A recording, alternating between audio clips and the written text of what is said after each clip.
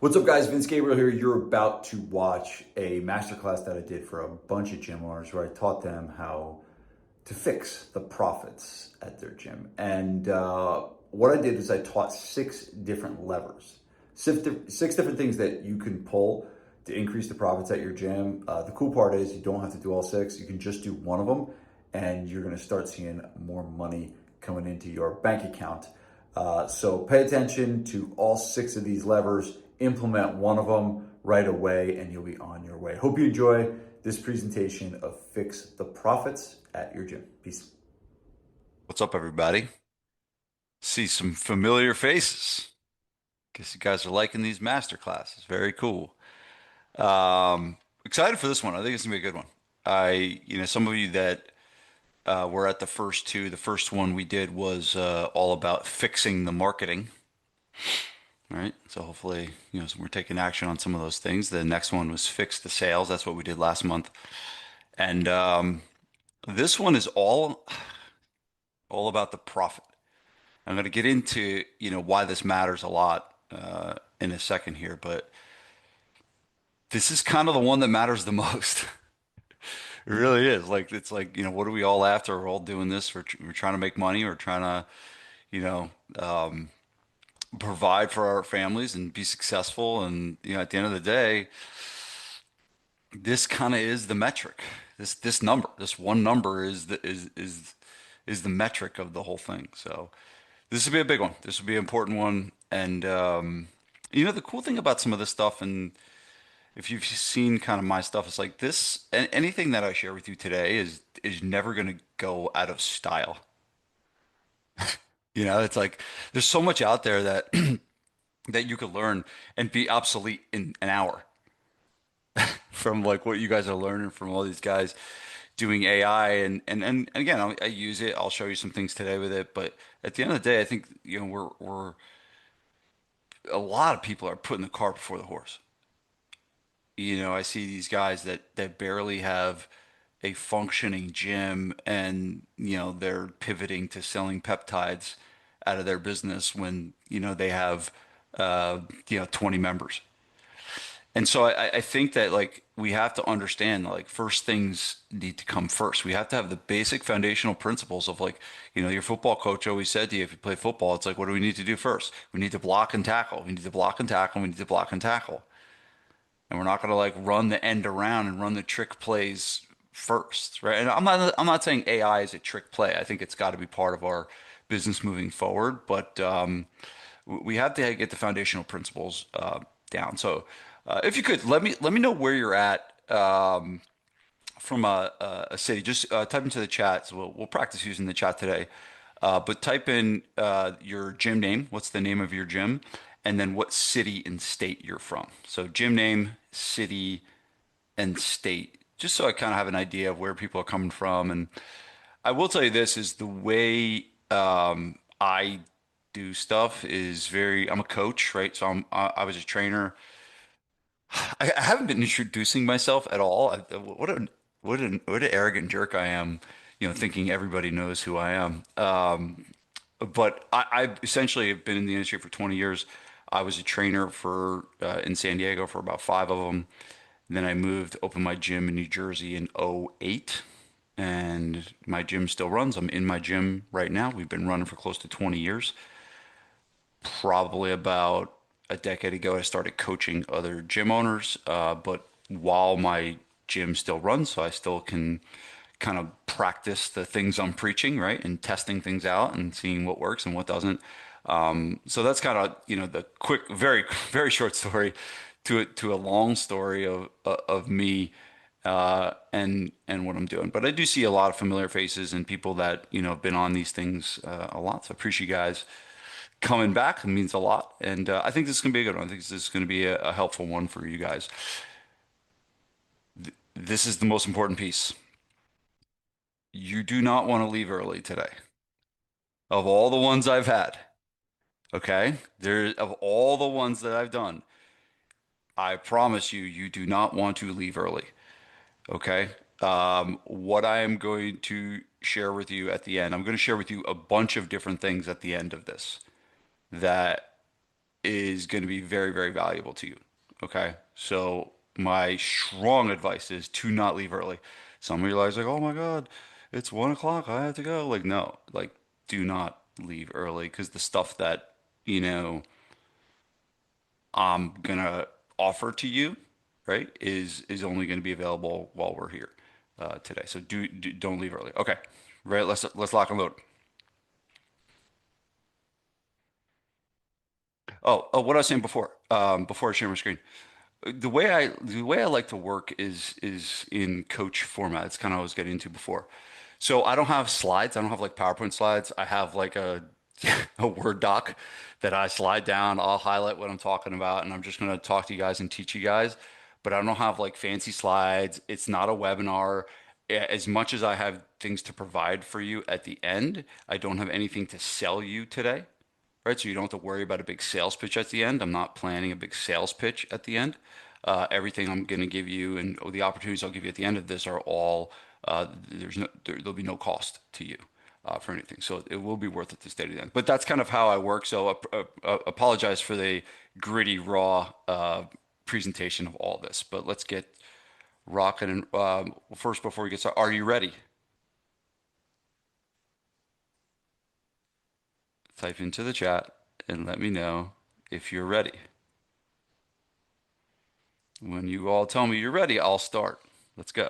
I need to make sure that you are alive out there. Okay, good. Oh, someone put an exclamation point. Very good. Um, just so you know, like when you guys use the chat and type in Charmaine, how are you? Good to see you. See some really cool familiar faces. Just so you know, like when you guys have your screen on, like Lewis, thank you so much. Eric, thank you so much. Andrew, thank you so much. Kevin, thank you so much. Dennis, thank you so much. Clayton, thank you so much. Meredith, thank you so much. When you guys have your Zoom on and I can see your faces and I can see your eyes and I can see your smiles and I can see your frowns, I can see your deep breaths, it really helps me. It helps me a lot to give me the feedback of where you guys are at. Do I need to go deeper on something? Do I need to like re-explain that because maybe it confused you guys? So you guys that have your screens on, you're really helping me out and doing me a favor. So I really appreciate that. But also participate in this. Participate in the chat. Put your comments in. If you have a question, I'll do some questions at the end. But if you have a question, if you're confused about something, like use the chat. We're here. For me, it's raining. It's pouring rain outside. I'm sure for a lot of you, it is too. So like, what else we got to do? All right, let's lock and load. Here we go.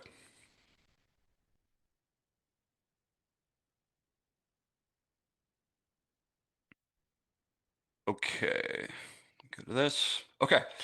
Type into the chat if you've ever seen the show The Prophet by Marcus Lemonis. Type into the chat yes or no if you've ever seen the show The Prophet by Marcus Lemonis. Let's see how many of you guys.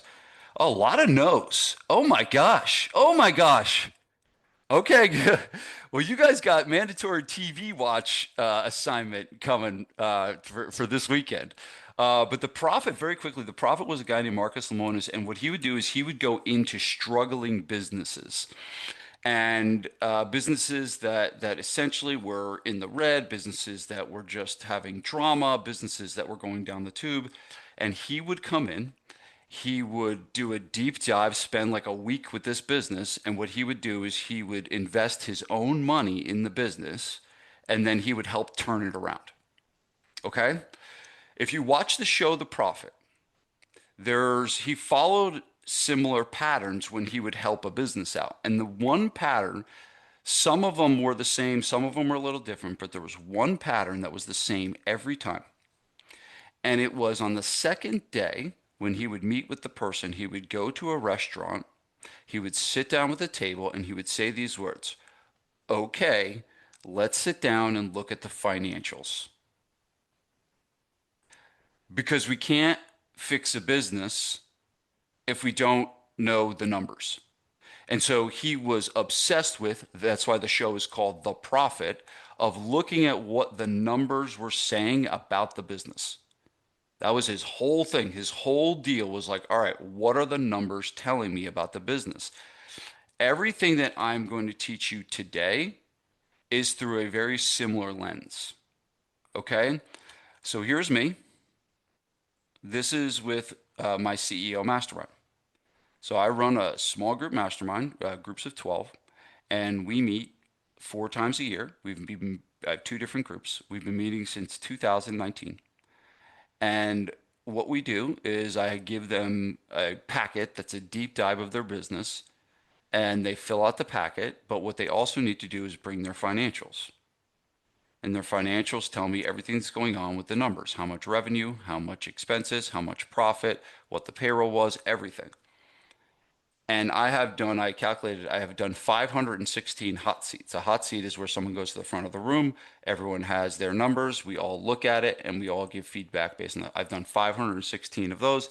I've done 117 different consulting days with gyms where they spend an entire day with me, where I help them grow. And I've had 19 years of running multiple companies of my own. At the peak, I had three seven-figure companies before I sold my agency a year ago. Okay. But I've looked at a shit ton of these profit and loss statements, which tells the story of a business. Anytime any consultant out there is giving you advice on how to improve your profits, but they're not looking at this stuff, they're swinging from the chandelier. They're just they're speaking from their emotions and not what is reality. And what I'm going to teach you today is reality based on the 516 hot seats, the 117 consulting days, and the 19 years of running my own companies of what I've seen helps improve profit. What I've seen can help you take your profits and make more money and take your business to the next level. Okay? So why are the profits broken in so many gyms? Okay? The first thing is we're not looking at the numbers. We don't have clarity on what the numbers are. Most businesses don't. And if you don't, just understand like you're in the majority, not the minority. If you do, if you know your numbers, like if I'm to ask you a bunch of questions about the data points of your business, not just but your financials, but your leading indicators, and you know those numbers, you are in the minority. So you're doing very, very well. But most aren't. Okay? Um, the profits are broken because people focus more on top line and bottom line. Why do you think that the marketing and sales topic got more people to come to this thing than the others? Th What's the point of going to a marketing and sales thing if it's not going to equate to profit? This is the one that matters most. This is my least attended one. There's 57 people on this one. I had over 100 on the sales and I had like 90 on the marketing. Why? Because they're top line focused. They want to fix the problem with more revenue, more revenue, more clients, more clients, more sales, more sales. And they don't know that there's things that they can look at that they probably already have that exist right in front of them that they could do to fix the problem that they're trying to solve with more clients.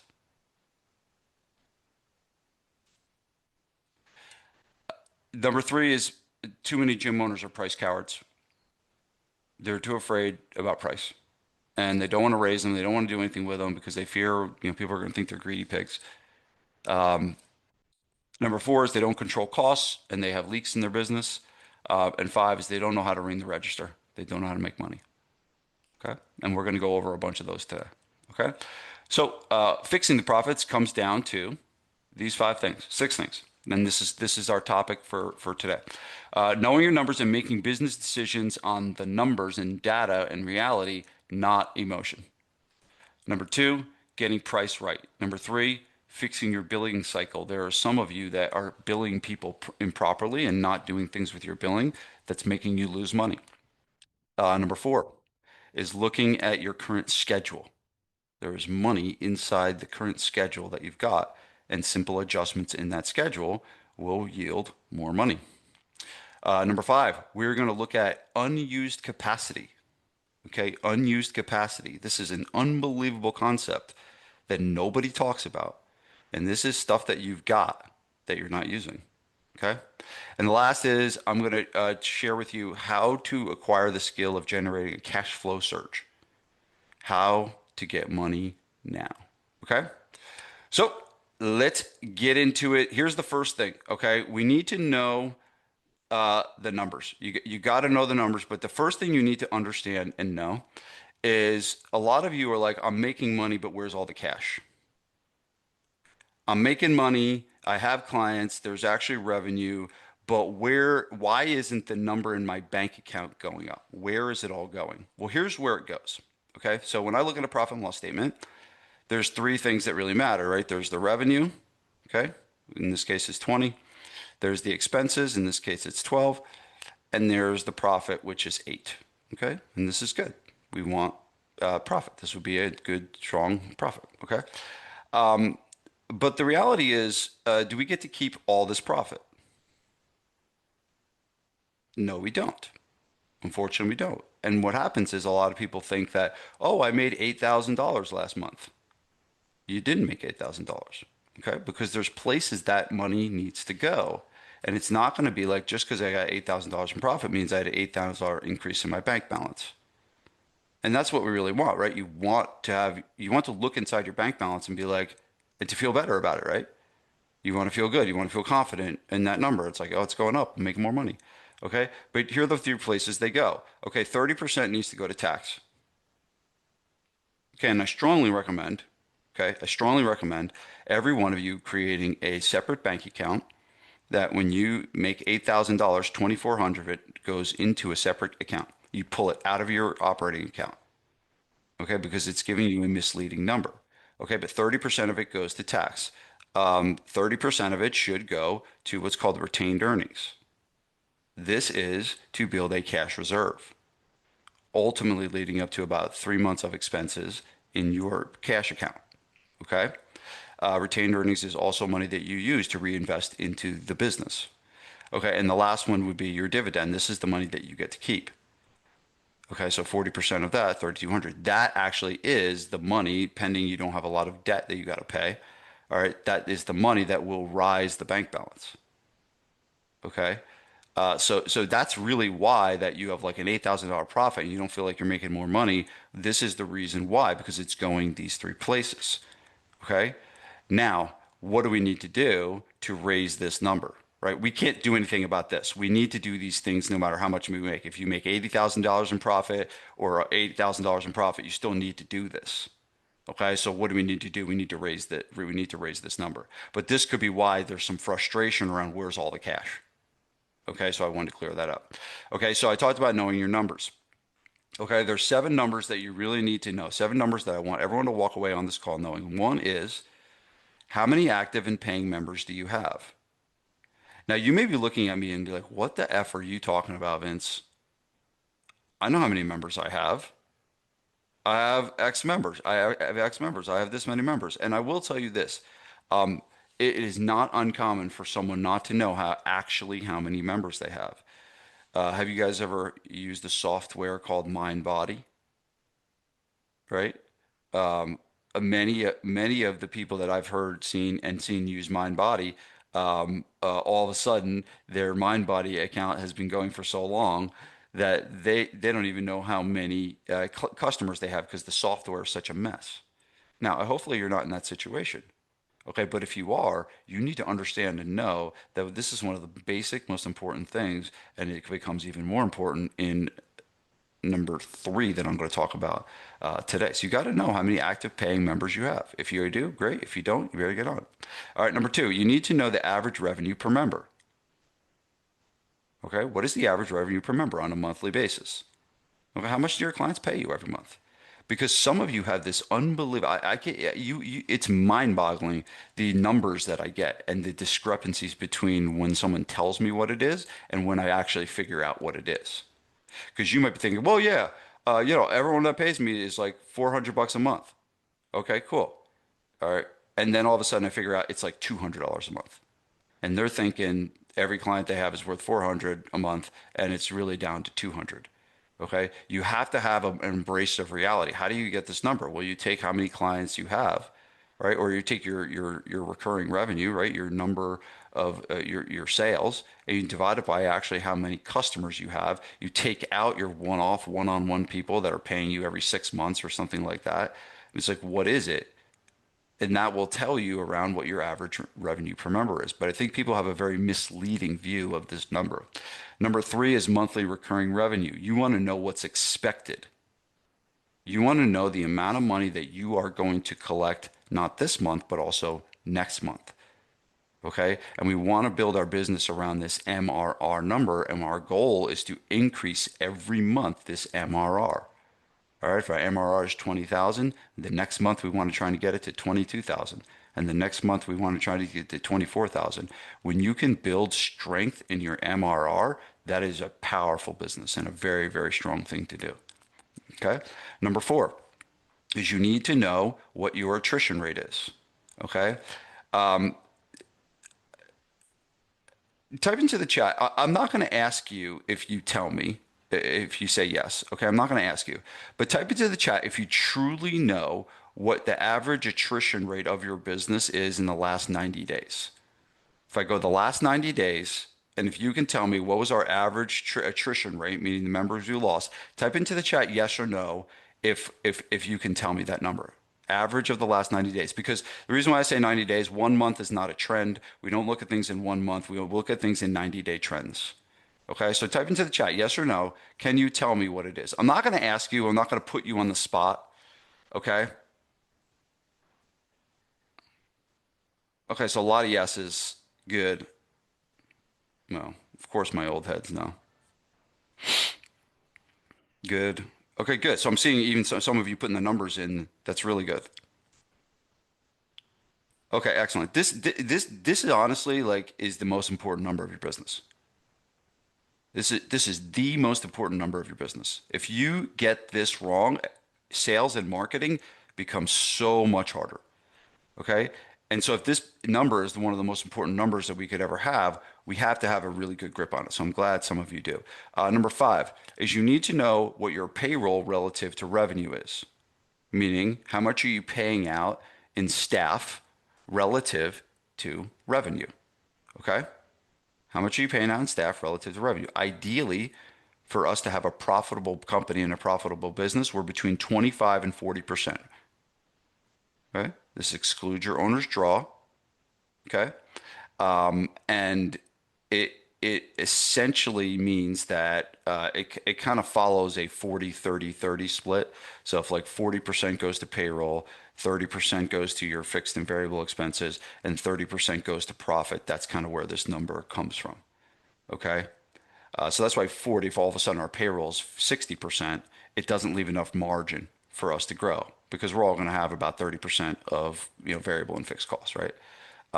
So we want to look at this number. And a lot of times as businesses grow, they don't keep track of this number and they overhire and they have too many staff and all of a sudden they're like not making any money and their staff's making more money than they are, right? Because they're not taking a grip on this number. Okay. Number six is rent relative to revenue.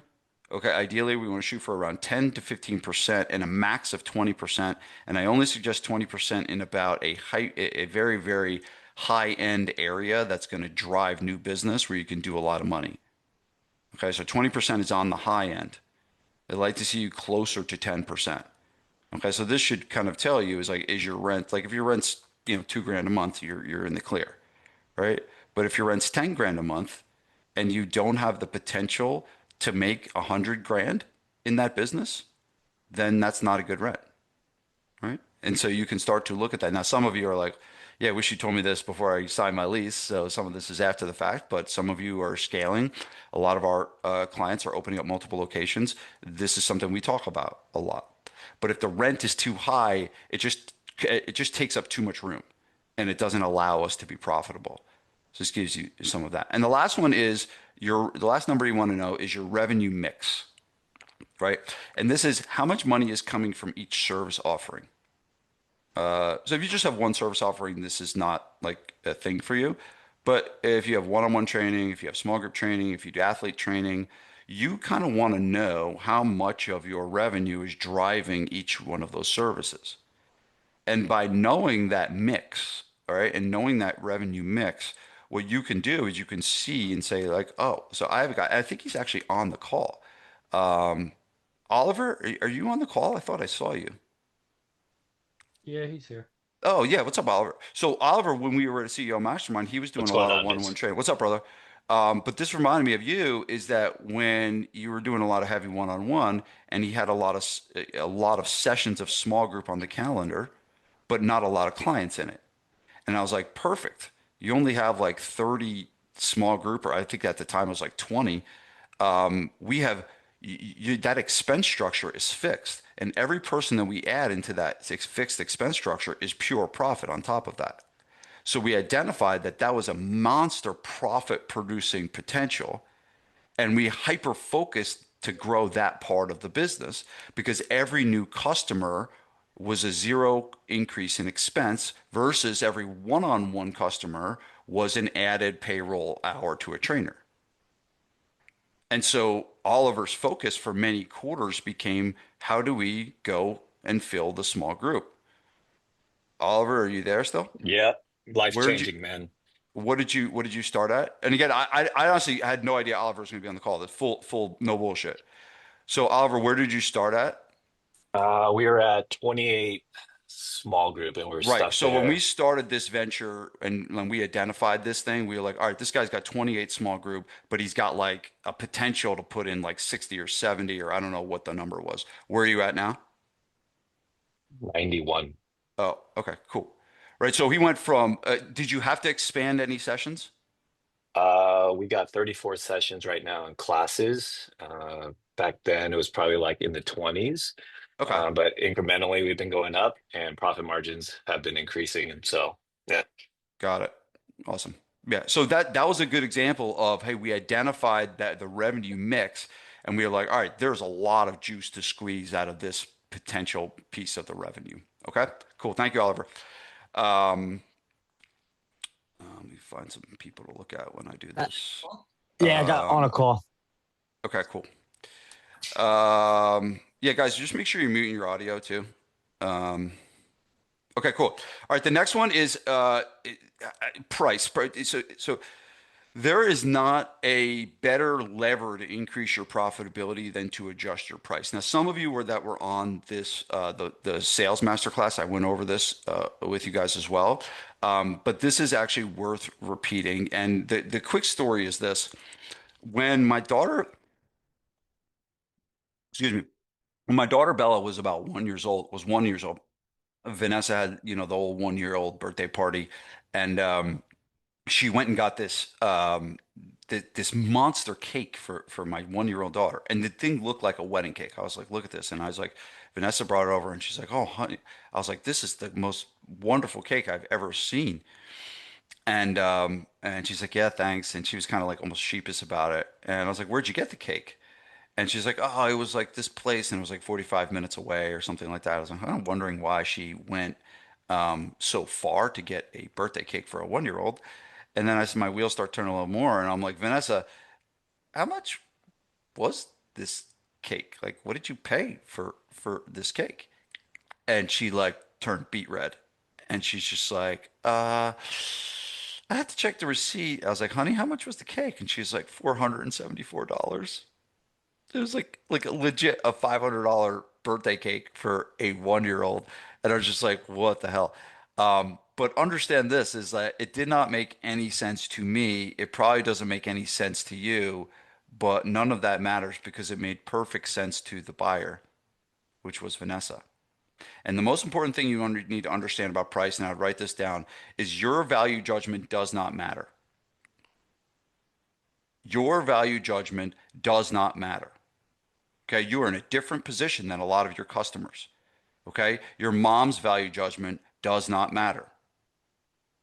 Okay, when I was charging my $300 for my big book of marketing, my mom yelled at me, and she's like, "How could you do that to people? Charge $300 for a book? What's the matter with you?" She was actually legitimately upset with me because she found out and I was like, "Sorry, mom, I've actually sold more of that book than any of the books that I've ever sold." But at the end of the day, only the value judgment of your customers matter. Okay. The lawyer that makes $1 million a year that needs you more than anything, and you think $500 is too expensive, to him, it's nothing. Okay. So you got to understand that. There is no faster way to increase your profits than to raise your prices. I did this personally in my own gym. I told you guys I eat my own dog food. All the stuff I'm teaching you, I'm either teaching my customers, like I showed you with Oliver, but I'm doing myself in December of 2025. At my own gym on the other side of this wall, I increased my prices by $49 a month on all of my members. Some of them have been with me for close to 2 decades. Okay, $49 a month per person. It was an immediate $7,350 increase. Okay, with zero increase in expenses. We also raised the price of new members going forward by $100. Since we did that, we've had a net of 27 new members, which has added another 13,500. So we're over 20K in new monthly recurring revenue, mainly driven by the cojones to raise my prices. There is no faster way for you to increase your profits. All the stuff I'm teaching you is secondary to this. Okay? And understand this, it is a near certainty that the chain linking your current product to your current price is bigger, thicker, and stronger in your mind than in your customers. So this is emotional. And sometimes what we got to do is you got to get past some of these emotions to be able to make better business decisions. Okay? So should you raise your prices on current members? The answer is yes, but only if you have an acceptable churn rate. If you are a leaking bucket and you're losing members like crazy, then you probably shouldn't do it. But if you do, you've earned it. Okay? How do you get the courage to do it? One, you do 3 things. Okay? You do some math, talk to someone else that did it, and you read your testimonials. Those are the 3 ways you get the courage to raise prices. Okay? Here's the first part. Here's the math part. You ready? So let's say you have 100 members paying $200 a month. You're doing 20K a month. Okay? Let's say you propose to raise your price by 20%, which is kind of high, right? I'd like probably closer to 10 to 12%. Okay? But let's just say we use this as an example. And it brings you to $240 a month. Okay? This equates to a $4 per session increase, assuming the average is around 10 sessions a month. If everyone stays, okay, you have 100 members times 240, that's 24,000. That's a $4,000 increase in recurring revenue overnight. Okay. Now, I always like to look at what would happen if a lot of people leave, what's called doom and gloom. Okay. And let's say worst case scenario, we lose 20 members. Okay. You got 100, you raise your price by 20%, and 20 people say, screw you, you're not worth it. I'm going somewhere else. We were down to 80. 80 times 240 is 19,200. Okay, almost the same as this 20K. So we lost 20 people and we're still almost at the same money. It's a little bit of an ego hit, right? But the bank account and capacity are safe. Let's say we do great with the price increase, but never add another member, meaning you're locked at 100. You never add any more members. It's still a $48,000 a year increase. And this is more important. $48,000 a year, but it's a $480,000 increase in profit over the next decade. And some of you smart, savvy business people are like, okay, yeah, that makes sense. Here is a case study from April 22nd, 2026, where I had a guy in my office that I was working on this. His name is John. And he was at 13K and he wanted to get to 20K. He had 50 clients. John needed, at the current state of his business, he needed 75 clients to hit 20K. All right, so he's at 50. He needed to add 25 more clients to hit 20K. And so a lot of times what happens is, oh, I want to go from 13K to 20K. What do I need to do? I need to add 25 more members. That's a lot of time where the mind goes. Okay? Based on his churn and that's where the mind goes. It's not necessarily correct. So based on his churn and acquisition rates, this would have taken him 12 months because he was losing 2 and gaining 4. So if he's losing 2 and gaining 4 every month, as you can see, to get from 50 to 75, it would have taken him 12 months. Is everyone following me? Type into the chat. Type into the chat, yes. I just want to make sure. Sometimes the math stuff gets a little wonky, and I want to make sure everyone's following me. Okay, got it. Okay, good. Majority is yes. Eric, we'll ask questions at the end, whatever you don't understand. So if the majority is yes, I'm going to keep going. All right. So instead of him just trudging forward and going from 50 to 75 over 12 months, instead, we raised prices on all current members by $40 a month. Okay, this is a real case study. This has really happened. Okay. And he raised new prices by $40 a month. So all new members are paying an average of $435 a month. Okay. Keeping his churn and acquisition rates the same, getting to 20K will take him about 2 to 3 months, even if he loses 5 clients during the price range. Okay, so we either can go 12 months or 5 months. So some of this is about speed. Do you want to make 20K a month in 12 months, or do you want to make 20K a month in 2 months? I think we all know the answer to that, right? So that's raising your prices on current members. What about raising your prices on new members going forward? How do you raise your prices on new members going forward? Take notes on this. This is a very, very important one. I want you to be, gets a little confusing here. Okay. But here's how you do this. Ready? Michelle, you ready for this one? The first step is you open Microsoft Word. The second step is you open the document that has your price sheet. The third step is you make the prices bigger.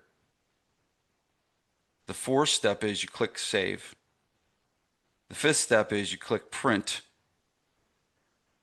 And the last step is you present this at the next sales consultation. Okay.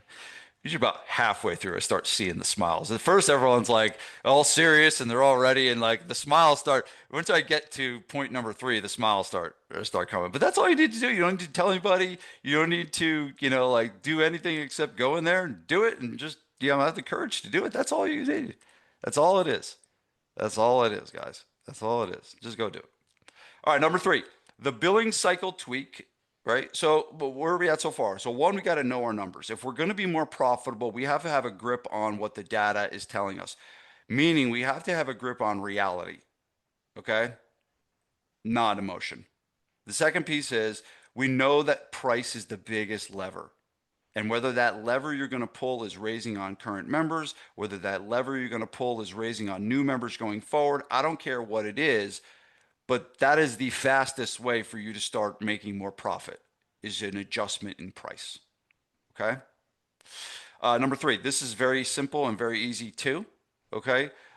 We're tweaking the billing cycle. Majority of people bill monthly. Okay, fine, great. It's better that you're billing monthly than if you're, charging for packages and, some guy's paying you every 4 weeks and some guy's paying you every 8 weeks. Another guy's paying you every 20 weeks. Another guy's paying you every 6 months. It's just all over the place. So if you're billing monthly, you're in a great spot. You're in a great spot. Okay, but what's better than getting paid 12 times a month? Sorry, 12 times a year. 13 times a year. Okay, and we can very simply do that by switching to what's called a 4-week billing cycle. And that is you bill every 28 days instead of billing every 30 days. Okay, and you get an extra full month. Here's the math. If you have 100 members paying you $200 a month and they pay you 12 times a year, that's $240 a year. If you have 100 members paying you $200 and they pay you every 28 days, so it's 13 times a year, that's $260. That's $20,000 a year in profit. That's not revenue, guys. Right? That's not revenue, because here's the thing. Anytime we increase revenue without increasing costs, that is profit. Do you understand that? That's a really important point. And this is where you should be on the lookout. How can I increase revenue without increasing costs? That's what this does. So a $20,000 increase in profit is like almost increasing your revenue by $100,000. Understand that. If your business does 100 grand at 20% margins, your profit is 20,000. But here we didn't have to make 100 grand to make 20,000. We only had to make 20,000. Are you follow me? All right. It's all hidden inside your billing software. It's $20,000 a year, but hey, let's take it to the next step. It's $200,000 over the next decade. How do we do it? Just do it. Just tell when any new member coming in, this is how we do it here. We bill every 28 days. Okay. Sounds good. All right. How do you communicate the change to your existing members on renewal? You're telling them you're going from monthly billing to every 28-day billing, the same way you would raise your prices. You'd be fully transparent, open, honest. This is what we're doing. This is why we're doing it. This is what you get. And it's the same methodology as raising your prices. Okay? You do want to notify them, though. You do want to be honest and upfront and be a stand-up person. You don't want to just change it and all of a sudden there's all these questions coming. Be upfront and be honest about what you're doing. Okay? But I have three very, very important questions. Now, I'm not yelling at you because I know these are all capital letters and that's yelling at people. I'm not yelling at you, but I just want to make sure that that you understand that this is important. Okay? I'm not yelling at you, but I am yelling at you. You ready? Here are the three questions. I already asked you this one. How many members do you have? Do you really know? Are they all getting billed? And my third question is, are you sure? Are you sure that every one of your customers is getting billed? And if you tell me you're sure, and I would ask, show me and prove to me the process that's in your business that enables you to check this. I have lost hundreds and hundreds of thousands of dollars from this mistake over my 20 years in business. I don't lose another dime to this ever. I've learned the hard way. Okay, but here's what you need. Somebody looking inside, matching up the customers that you are coming to your gym, that are on your billing schedule, that are on your training schedule, and the people that should be getting billed. How often are we making that connection? I'm telling you, there is money to be found inside of this one very thing. I'm not yelling at you. I am speaking to you in all capital letters, but I'm strongly advising you that you are doing your due diligence because loss prevention is just as important as revenue generation. If all of a sudden you're getting, if all of a sudden because of a billing error, you have two members not being billed, what's the difference between getting those people billing and gaining two members? They're the same. And all this is uncovering things that made mistakes. So please, please, please do yourself a favor. This money is right there. It's waiting for you. Do not make these mistakes. Loss prevention is your job. Okay? All right. Number 4 is we're going a little faster than I thought, but it's all good. Is this helpful? Type into the chat. Is this helpful? Are you getting something from this? Have you gotten one thing that you feel like could be beneficial and valuable to you? I have low confidence, so I need you guys to type into the chat to tell me that I'm doing a good job, Vince. Pat me on the back. No, I'm kidding. Cool. Good. All right, cool. I'm going to answer that, Jesse. That's a good question. I'll answer that in the Q&A, but it's actually a good question. The question Jesse asked was, how often do you recommend price increase? The answer is it would depend on the amount that you decide to do it. So I'll tell you. So, all right, great job, everyone. Okay, number 4. This is a really interesting concept. So, hotels, you can learn a lot from other businesses. Okay, but hotels have this concept called they look at their rooms as perishable assets. And what that means is that what does perishable mean? Like fruit is perishable, right? Once that banana goes too brown, it's gone. We ain't using it anymore. And a hotel looks at a hotel room is that if that room goes vacant for a night, it's a loss. It's money lost forever. So they focus more on the vacancy rate than the occupancy rate. It's kind of a morbid way of looking at it, but they're really focused on loss prevention. They're really like, hey, we are losing money if we have 100 rooms and we only fill 80 of them, we're losing those 20, the revenue of those 20 rooms every night. And they start looking at it on a weekly basis, on a monthly basis, and it is a metric for them. Okay, now mind you, it's a morbid way of looking at it, but it is what an urgent way to start filling up your sessions and getting more of your sessions filled with more people. Okay, now here's the other thing too. Check this out. What's your feeling like when you go to a place like this? When you walk in to this restaurant, what is it like? What do you say? What do you say to yourself when you walk into the restaurant? Tell me, type into the chat. When you walk into the restaurant, there's not one person around and you got a waitress that's sleeping up on the counter. What is the feeling like? We know what that feeling's like. What do we want to do? What's the number one thing we want to do? Turn around and get the hell out of there, right? We're not excited about this. We're not like, oh, great, a table. I'm going to get a table. No, we are not. We're like, what the F is wrong with this place? That's what you're worried about. That's what you're thinking about. So understand it's like when your sessions are kind of like lukewarm, if you got like a capacity for 6 and there's 2 in there, that energy is different. That experience is different, right? So understand it's not just about making less money. It's about what is the story being told. We walk into a gym and it's bustling. That's a story. You walk into this restaurant, that's a story.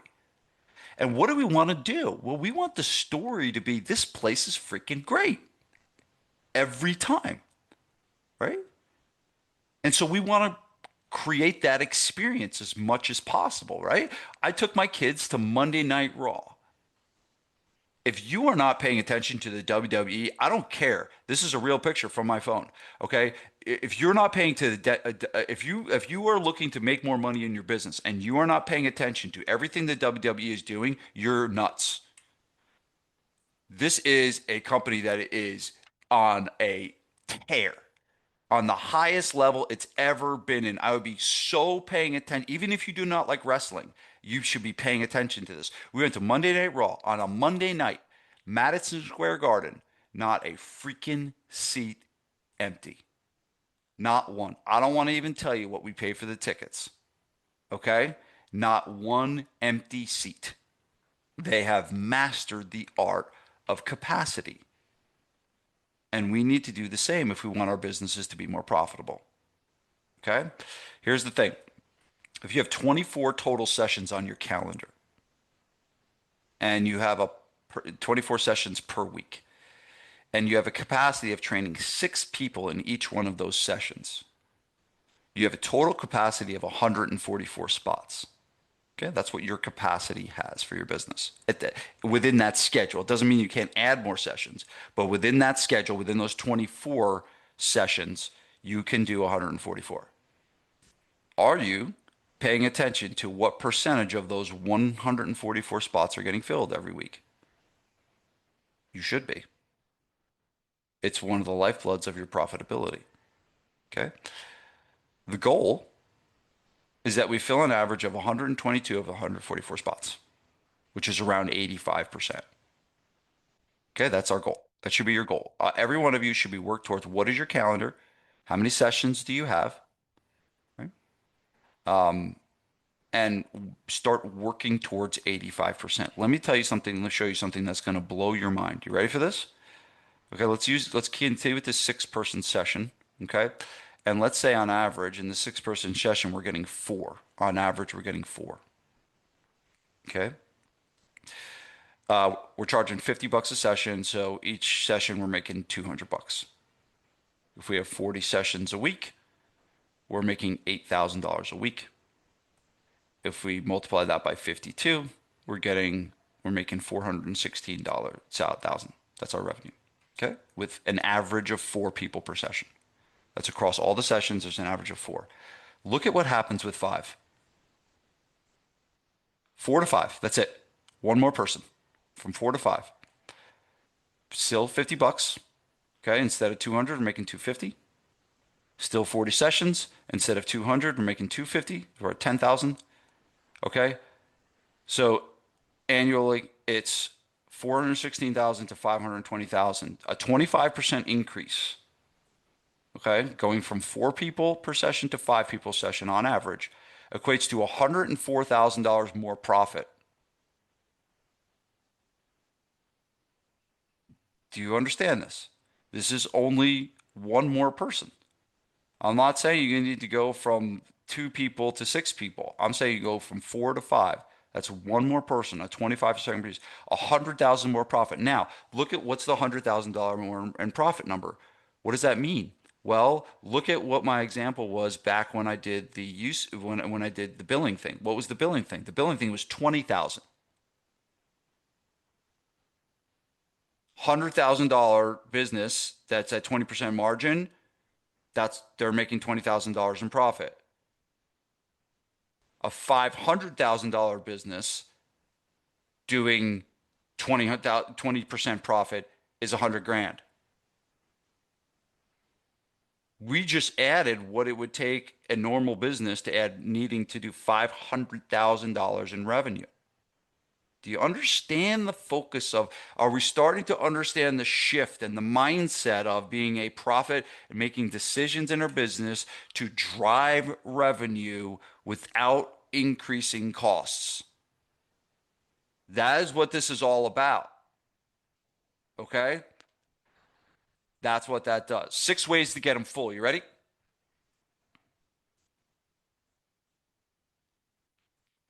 One, we may not even need, I don't think we can get from 4 to 5 over on average without adding some new people, but we can get close. Okay? Here's how we get close. How many of your customers are doing 2 times a week that should be doing 3? I'm willing to bet a lot. Right? Why don't you just ask them to do 3? Because it's better for them, right? Would you agree? Jesse, would you agree that it's better for people to do 3 days a week versus 2? Of course. Any of you work out 2 days a week? Any of you work out 2 days a week? No. Anyone serious about getting results is not working out 2 days a week.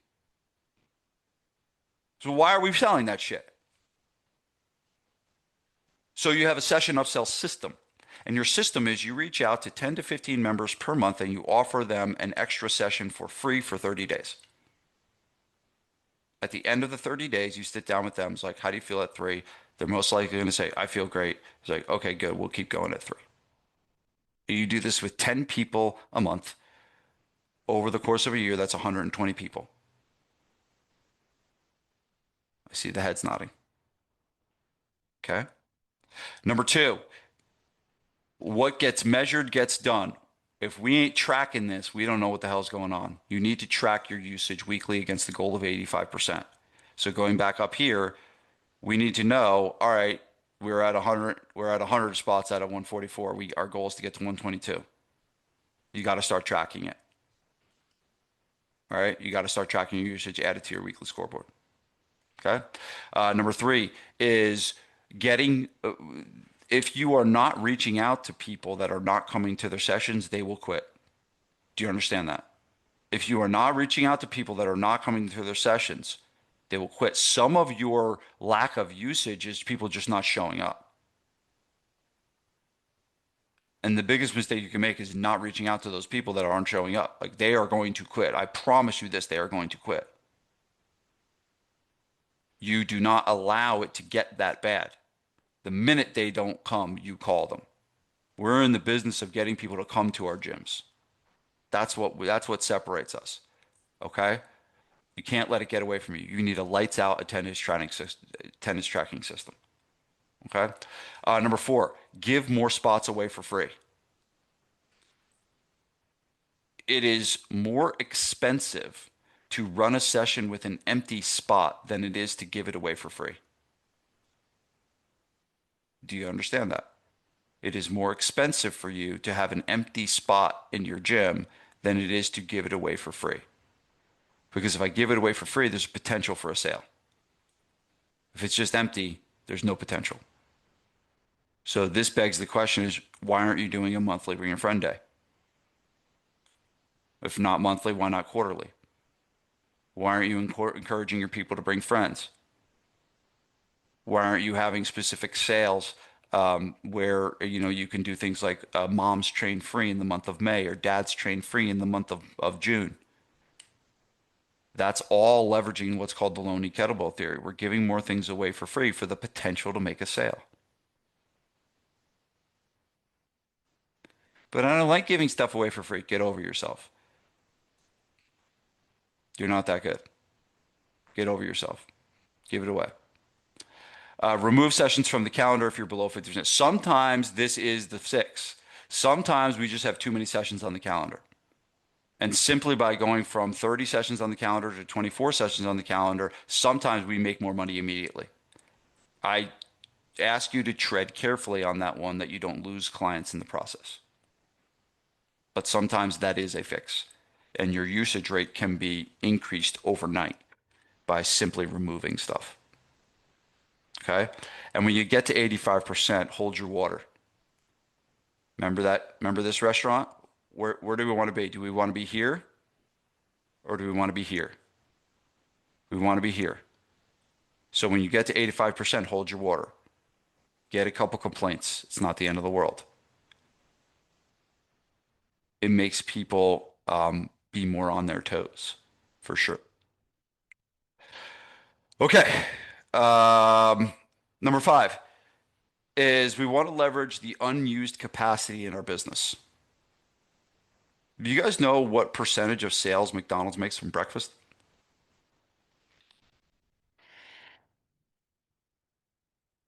It's only open for like 4 hours or something. I think it's like 7 to 10 or whatever. I don't even know. 25% of the McDonald's sales goes from breakfast. They didn't used to have breakfast. McDonald's used to be open at noon for lunch. And all of a sudden, Ray Kroc was like, let's open for breakfast. And their sales went through the roof. That was a concept called unused capacity. They had something that they could be using to make money, and they weren't using it. They found it, and then they made more money. Do you guys know do you know who that guy is? Anyone know? Yeah. Type into the chat if you know the tagline. See if anyone knows it. No? No? No. The tagline was "Set it and forget it." Everyone remember that? Yeah. So he had this rotisserie cooker, and you would go and they would set it, and the audience would be like, "And forget it." But anyway, so infomercials. Um, Infomercials. When do they go? When are infomercials on? 2 o'clock in the morning, 3 o'clock in the morning, 4 o'clock in the morning. That space in TV was free. Literally, they were giving it away. And all of a sudden, these infomercial companies found this space that was unused capacity in the networks. They realized that people are benefiting from it. And then they had the TV channels were making all this money on selling these late night TV series. Unused capacity. Okay, every one of you has unused capacity.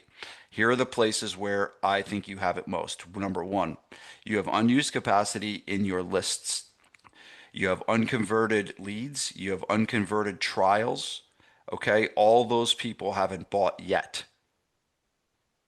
If we're not leveraging those lists, we have unused capacity. Your past client list is unused capacity.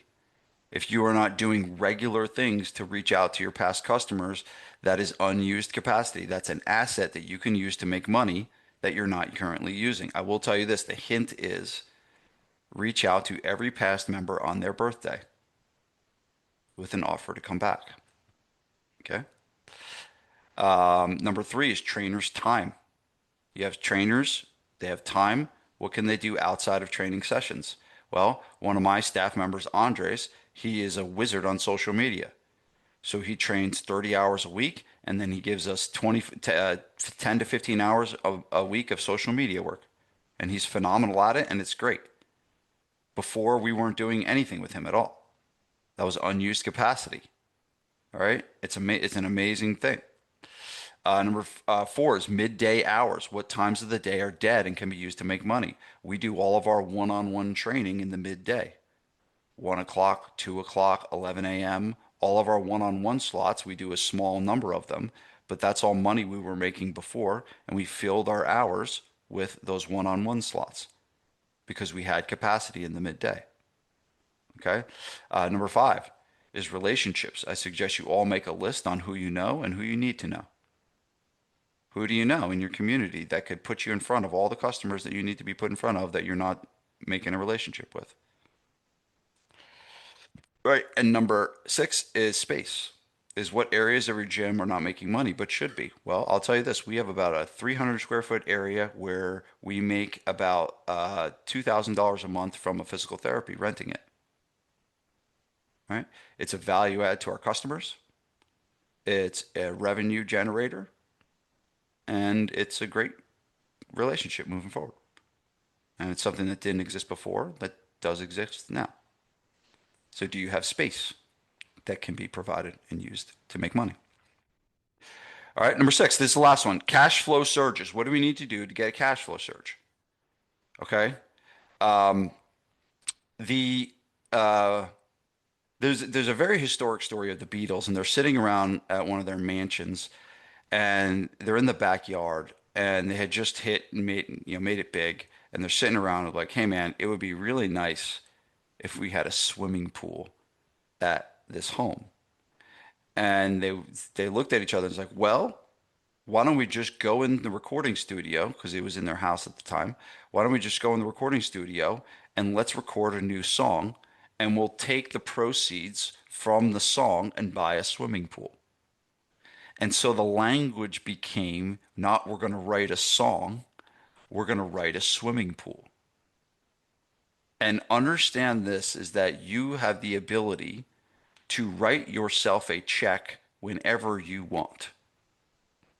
You as a business owner have the ability to create an offer, create something that can generate a surge of cash flow whenever you want. Employees do not have this. You do. But it is a skill set that we need to learn. Okay? How do we make 20K? You can get one person to pay you 20K. You can get 2 people to pay you 10, 4 people to pay you 5, 10 people to pay you 2, or 20 people to pay you 1. I always like to find that one person to pay me 20. It's a lot easier than finding 20 people to pay me 1. Okay? So here's 5 elements for a cash flow search. Okay? What do you need to have in place to be able to create this offer, to be able to make this thing happen where you can generate a flow of money that you didn't have before? Okay? Number 1 is you need strong customers that trust you.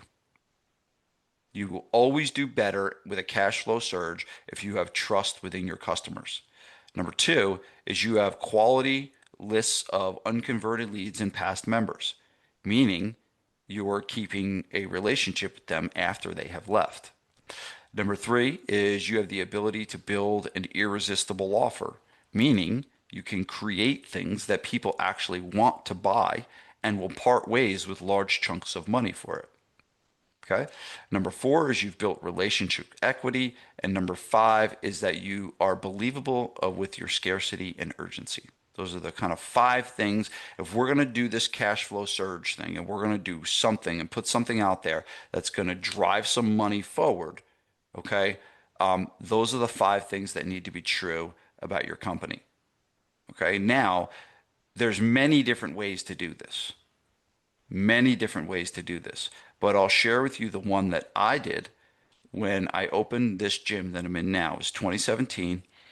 I did not want to take on debt. It was a 10,000 square foot facility, a very large build out, and I wanted to use my clients' money, not my own. Okay. And I went to seven, it was around seven members. I offered them an 8% discount to pay in full. Okay. Seven people took me up on the offer.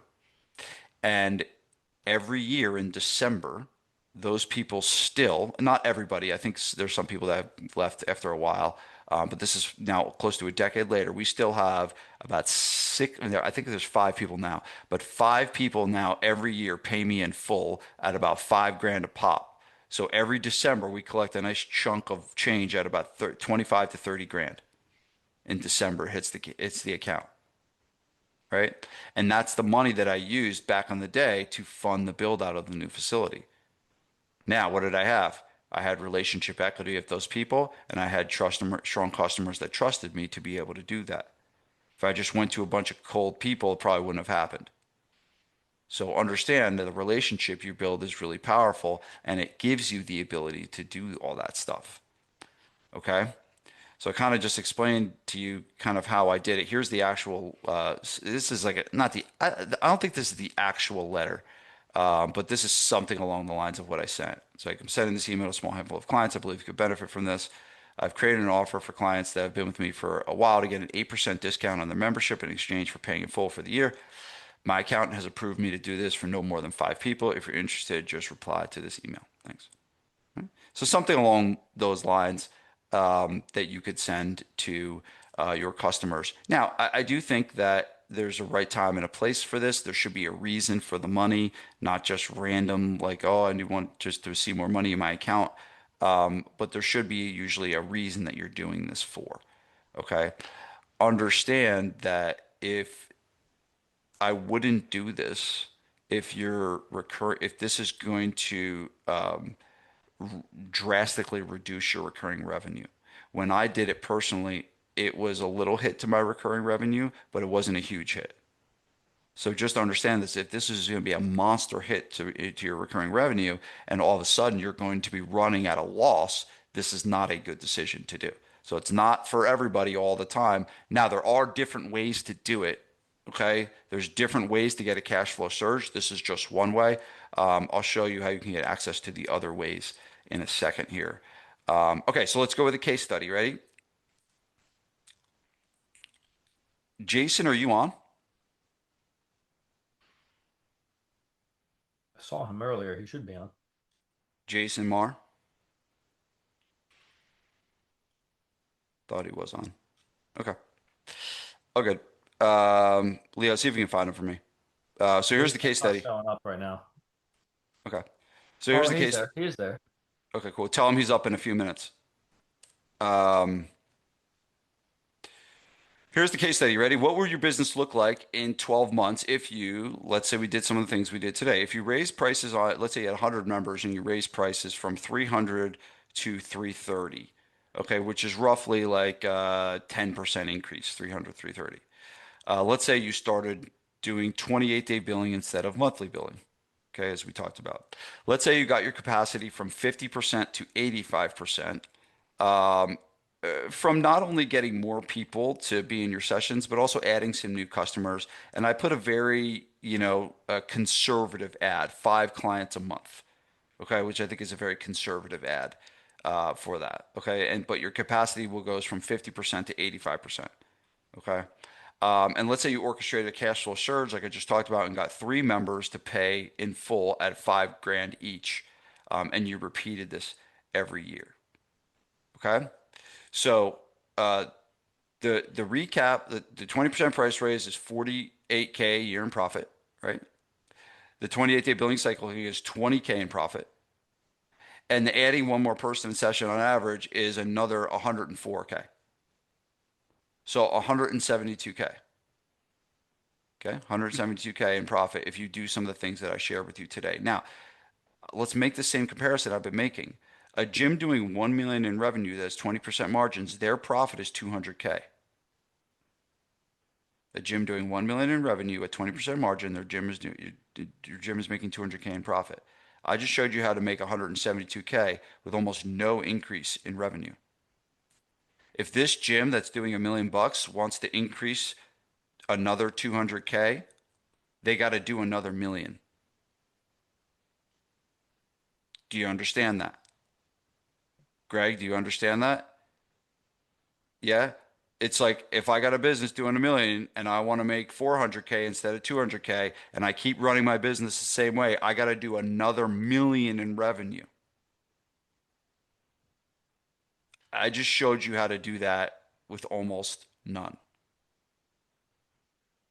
This is the mindset shift that we need to have. I have asked my friend Jason Marr uh, to come on and tell his quick story. This is a screenshot of Jason's profit and loss statement. Okay, it's 113,555. Guys, that is not a year. That is a quarter. Okay, that is not 113,000 in profit. That is not a year. That is a quarter. But I've been working with Jason since the inception of his business, and he's come on to share his story with you. Jason, take it away. Thanks for having me. Sorry I couldn't join you for the whole thing. I had to just pop on. So, um, real quick, Vince, bring me up to speed. Ask me a question so I can roll into this. I kind of where are people kind of left off? What do they need to hear right now? So the biggest, let me stop my share too. The biggest thing that I want people to hear from you is that you've been with us, for a couple of years now. You've implemented all the things that I've shared today in terms of making your business more profitable, in terms of maximizing your schedule, in terms of maximizing your price. And I really just wanted them to understand that this is possible, that there are people that are taking these things and doing these things, implementing into their business and becoming very, very highly profitable gyms. And when you sent me your P&L at 50 something percent margins, and I will lead with that Jason is not typical. Like, I'm not saying every one of my customers is like Jason. Um, he's one of the top, which is why he's sharing it. But basically, what I wanted you to share is just where you were before you started your gym, how things have gone, where you are now, very brief. Yeah, okay, sounds good. So, what I'll add onto that screenshot of the profit for the quarter was that does not include my salary as an owner. So, my salary that I make as a W-2 employee of the corporation is also wrapped into those expenses. So that 100 plus K of profit for the quarter is on top of what I make as owner of the business. Um, it's a good distinction to make because as your business continues to grow and as you start getting the proper accounting systems in play, that's all going to matter and how you figure out your percentages and where you're going to map to what your expenses should be allocated to on your top line. um I think what got us to this point, and how it is possible, because I still don't believe it is possible, but it is. um we started at zero, no clients, no revenue. I had known Vince for a long time. I had followed his stuff for a long time. And through his education, of what I've learned from him over the years, when I opened the gym, I didn't really have any bad habits to break. Like, I knew when we opened what kind of model we needed to run. I know what kind of pricing structure we needed to have in place. So we got profitable very quickly because those systems were in place from the beginning. I think it would be a lot harder to get that type of profitability if you had a lot of things to change. Um, but this group is a place you want to be if you want to understand those structures and how to get your scalability done the right way. We run a 6-to-1 model. We charge a premium price. We scale the model by having two groups run at the same time. So we can have, 12 personal training clients working at once in a 2,000 square foot facility. Um, and I lean on this group to help me basically get the speed back. Everything that they're teaching in the group, I gained, um, in a year's time, versus what that would take you at least 5 or 10 years practically to get on your own without learning from these guys. Is that fair? Yeah, that's perfect. Thank you, Jason. Yeah, so just for those keeping track, it's close to a $500,000 in profit in 2,000 square feet. Or just get your head around that. Half a That's my million dollars. And a oh, lot of times people think they need more space, more space, more space. And it's like he's done the exact thing of what I push people to do is maximize what they have, right? He's maximized his staff, he's maximized his facility, he's maximized everything. And it's one of the most profitable gyms I've seen in my 20 years of doing this. So congratulations, Jason. Amazing. yeah, that's 2,000 square feet with myself, two part-time, or I'm sorry, myself, two full-time trainers, and one very part-time person. So you nailed it too. You got to maximize the staff and make sure you're not wasting time. Beautiful. So that brings me to I want to help you guys do this. Okay. I told you guys to stay on for this. Uh, I'm Here's my proposition. This is Tom Leonardis. He's on this call with us. He just wrote his book, How to Sell Fitness Without Selling Your Soul. Hey, a little congratulations for Tom on writing his book, releasing his first book. But Tom works for me full time. He is one of the best people I've been around of finding money in your business. And so I've opened up 10 spots for what's called a find the money call. And what he's going to do is he's going to look at your business and he's going to help you find some money based on some of the principles that we found today. Tom used to actually run my gym in New Jersey and actually did this very thing for my gym when I originally hired him on. And he found a great amount of profitability in my business just from looking under the hood of doing things like this.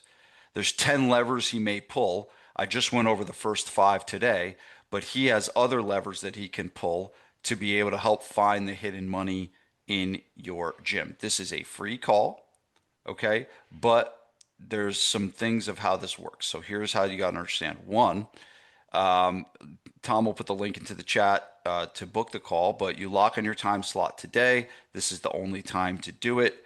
The second thing is Tom's going to send you a questionnaire that will give him info on your business, and this will shine the light on where you could be leaking money. Where are the areas? Is it a price issue? Is it a capacity issue? Is it a billing issue? The questions Tom asks you in this sheet will kind of lead you down the path of, okay, what's broken and what can we fix the fastest to help you make more money immediately? Okay, he will evaluate that sheet. So if you don't fill it out, the call's canceled.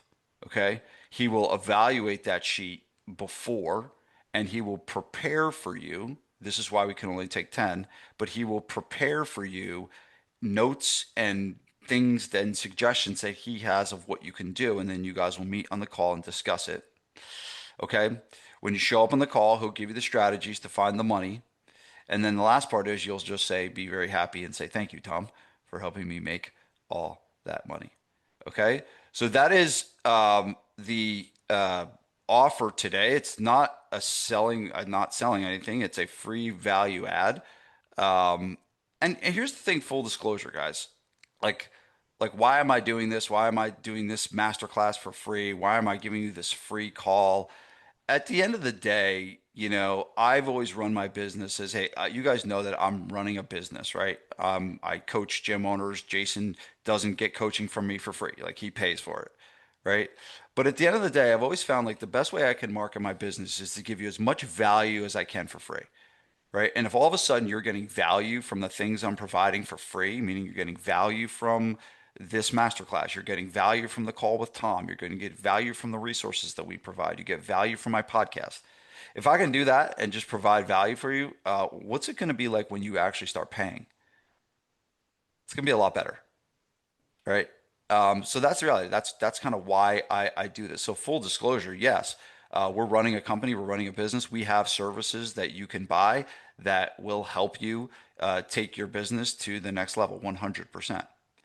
But this is how I like to start the relationship of providing as much value as I can for you for nothing, and then taking it from there. Okay, you also will get, if you do decide to book your call, you also will get three different bonuses. Okay, you'll get a testimonial email builder. You'll get a guide that teaches you how to raise your prices. And you will get my 5 ideas to add 60K playbook.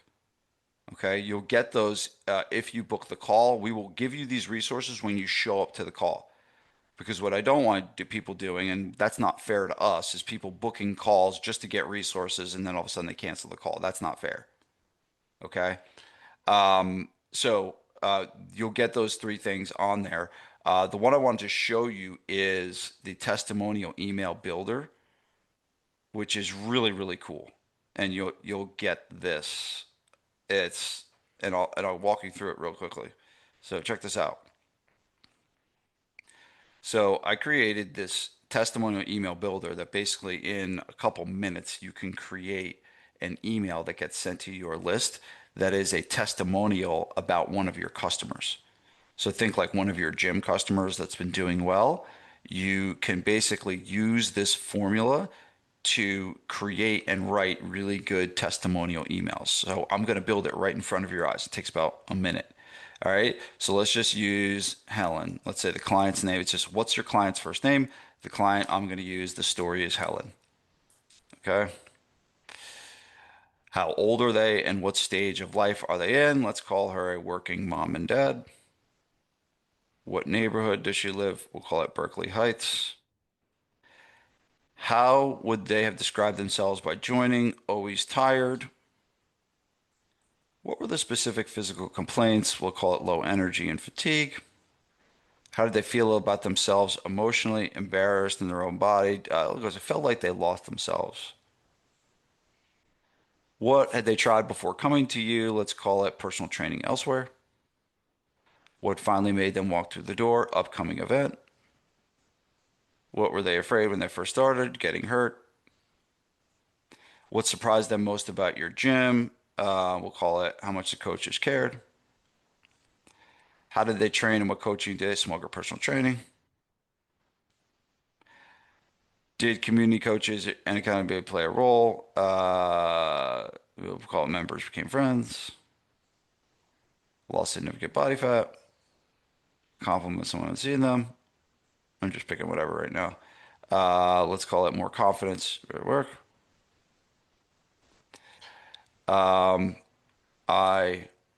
This is like a quote that would say, I feel better at 50 than I did at 40. GFP in Berkeley Heights. Adults 65. Call it my offer is 14-day trial. And I'll just put the phone number. All right. So what it does is this, based on answering those questions, which took like less than 3 minutes, okay, it gives me a prompt. And all I do is I take this prompt, I copy it to the clipboard, click that, and then I go to Claude or whatever you use. I type in the prompt, I put in the prompt, and then it's churning. And look at that, it gives me the email.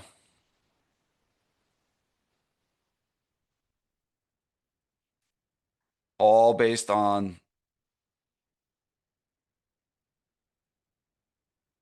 the questions that I answered.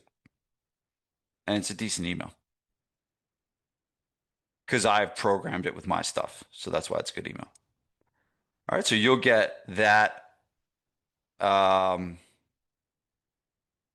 you'll get that email builder. You'll get the price raise guide. And you'll also get my 5 ideas to add 60K if you book your call. All right. Your free call. All right. So that's all I have for you guys today. Are there any? Oh, wait. No. I have something more. But wait, there's more. So, yeah, so check this out. No, if you thought, Jake, if you think that's epic, wait till you hear this. All right, so you guys are the first to know about this. Okay? I'm super excited about this. You're the first I haven't told anybody. This doesn't get released until Sunday night, but I'm sharing it with you guys now. So, I'm about to celebrate 20 years as a gym owner and 10 years as a business coach for gym owners. And I wanted to do something huge and big. And so what I did was I compiled a very, very, very large package that I think that if one person got this package of stuff, it would completely transform their business and likely their life. Okay. And so I'm calling it Vince's Huge Giveaway. That's what it's called. Vince's Huge Giveaway. And I'm going to show you everything that's inside the giveaway right now.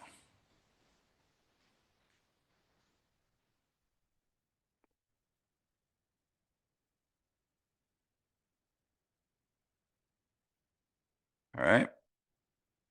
So this is my video. The value of the package is $25,750. Okay. Um, and it includes 6 months of my mastermind group, a one-on-one consulting day with me, a day at my gym, 1 month of Facebook ad Instagram management, a 2-hour private in-service for your team with Charlie Weingroff, a $1,000 shopping spree to perform better, a gym subs package worth $2,500, a level 1 certification from CFSC, a finance audit with Mike Waldron, and 90 days of efficient retention software, nominally, all totaled at $25,750. And what I'm doing is from Sunday night to June 21st, when I pick the winner, I'm basically going to take applications for people to apply to win this thing. And you guys are the first group that will get access to fill out an application. So, Leo, if you can put the link into the chat, you can type, fill it. You don't have to fill out the application now because you guys have a head start runway, because I'm not putting it out until Sunday night, so you don't have to do it right away. But if you want to fill out the application, it takes about 7 minutes to fill out. We can fill out the application, and I'm selecting one winner to win this monster of a package. So very excited about that. Pretty cool, huh? Yeah. All right. You guys don't seem excited as I thought you'd be. But anyway, I can't really tell how you're feeling by Zoom. But all right. Well, what questions do you guys have? Is there any questions you guys got for me?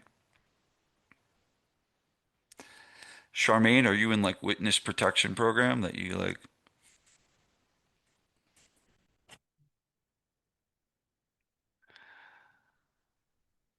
Hey, Vince, What's up, Kev? when you have clients that are at different rates, so like we have a family membership at $300, we have single membership of $200. Do you just raise $30 a month on both memberships? Yeah. Okay. Yep. I like the clean version of that, of opposed to, because a lot of times if they're like paying a lot less and you want to try and get them, like if you do a percentage basis, it could be, you know, um, it could vary a lot, you know. Right. So that's why we just did $49 across the board for us, right? So Okay. I like the straight dollar amount, because the percentages, then you have to like put them on a wild goose chase. So how much am I actually gonna increase it, or like what is it gonna be? Then it's like, no, it's just straight clean. It's $40 a month, it's $30 a month. And that way you don't have to, it doesn't get confusing, because that's what you don't want to do, is you don't want to confuse people in the situation. Cool. Cool. Shirts are required to ask a question. Yeah, I can't help you there. I'm in Florida. So, quick question. When you're saying to reach out to uncovered trials and leads, like I typically have a follow-up process of 14 days. So we call people twice a day, 3 days in a row. Then we call them once a day for up to 2 weeks. And after that, we put them on go high level on some kind of re-engage campaign where they periodically get some messages, get some YouTube videos, and some calls to actions. But let's say after that time period has went by, 2 months, like what are you reaching out to them before? Because we're already reaching out to them like 10 plus times within the 2 week time period? Like, when do you suggest reaching out to that person? Do you wait like a season to go by? Like, what do you think? Yeah, I think you have it right with the initial. And remember, there's unconverted leads, right? There's leads that didn't become a member, and then there's also past members, which is a different follow-up system in and of itself.